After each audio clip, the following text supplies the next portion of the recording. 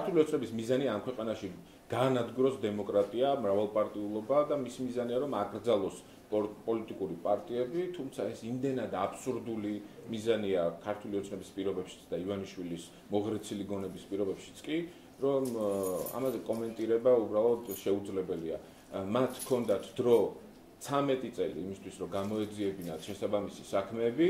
სწორედ თეა წულუკიანი იყო 2012-13 წლებში იუსტიციის მინისტრი, რომელსაც ექვემდებარებოდა პროკურატურა და მას თუ ჰქონდა და დარწმუნებული ვარ, ჰქონდა ინფორმაციები და შესაბამისი საქმის მასალები დანაშაულებებთან დაკავშირებით, უნდა გამოეძიებინა ეს საქმეები. კეთილი ენება თეა წულუკიანს, რომელიც წარმოადგენდა როგორც იუსტიციის სამინისტროს, ასევე პროკურატურას, ხელმძღვანელად ითვლებოდა მაშინ იუსტიციის მინისტრი, უნდა გამოეძიებინა ეს ყველაფერი თავის დროზე.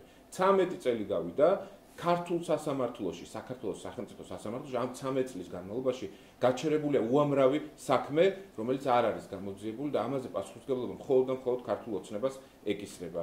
მოტივაცია იმისა, რომ წარსულში ნაციონალურ მოძრაობის დროს დანაშაულებები რაც იქნა ჩადენილი ამის ფონზე აიკრძალოს სხვა პოლიტიკური პარტიებიც ან რომელიმე პოლიტიკური პარტია, როცა ინდივიდუალური პასუხისმგებლობა პირებს არ დაკისრებიათ, ეს არის ნონსენსი, რომელიც შეეფერება ივანიშვილის მოღრეცილ გონებას.